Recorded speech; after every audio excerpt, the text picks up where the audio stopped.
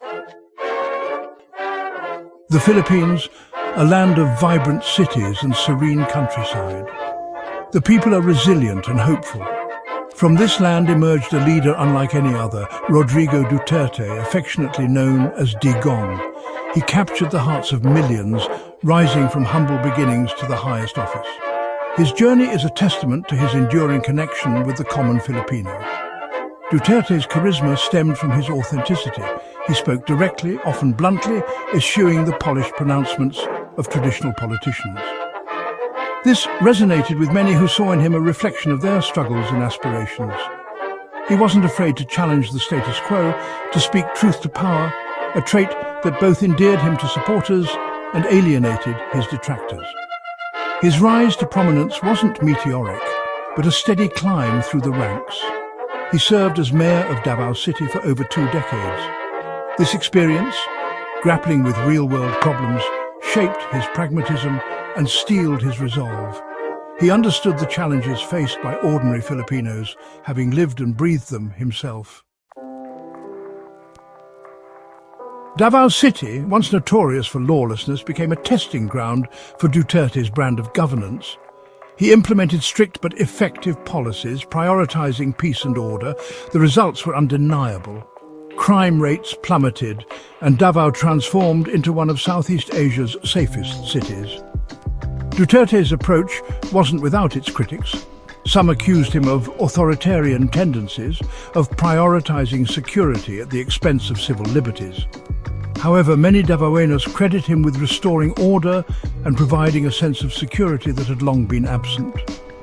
The Davao model, as it came to be known, emphasized a no-nonsense approach to crime, coupled with social programs aimed at upliftment. He invested in education, healthcare and infrastructure, believing that a holistic approach was necessary to address the root causes of criminality. Duterte's ascent to the presidency in 2016 brought his controversial methods to the national stage. He launched a nationwide campaign against illegal drugs, vowing to eradicate the scourge that had plagued the Philippines for decades. This campaign, while lauded by many for its perceived effectiveness, also drew international condemnation for its alleged human rights violations. Supporters of the drug war pointed to a decrease in crime rates and a renewed sense of security.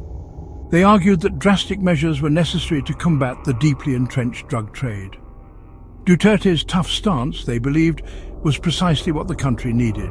Critics, however, decried the extrajudicial killings and alleged human rights abuses that accompanied the crackdown.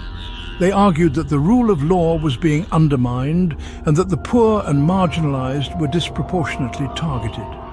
The international community, including human rights organizations and foreign governments, voiced their concerns, leading to tensions and diplomatic rifts. Section 4. Building the nation.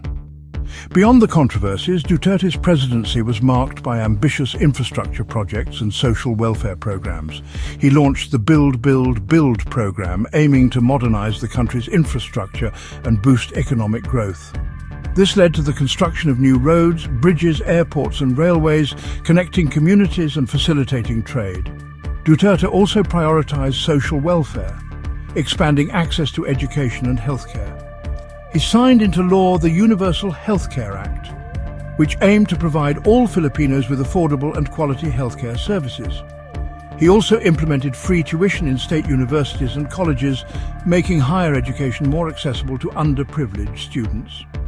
In the realm of foreign policy, Duterte adopted an independent stance, seeking to lessen the country's dependence on traditional allies and forge closer ties with regional powers. He pursued warmer relations with China and Russia, while taking a more critical stance towards the United States, a longtime ally. Section 5. A mixed legacy. Rodrigo Duterte's presidency remains a subject of intense debate and scrutiny. His supporters view him as a strong and decisive leader who restored order, improved the lives of ordinary Filipinos, and stood up for the country's interests on the world stage. His detractors argue that his methods were often heavy-handed, that he eroded democratic institutions, and that his legacy is tarnished by human rights abuses. Regardless of one's stance on his methods, there's no denying that Duterte left an indelible mark on the Philippines. He challenged conventional norms, shook up the political establishment, and forced the nation to confront uncomfortable truths. His presidency was a period of significant change and upheaval, the long-term consequences of which remain to be seen.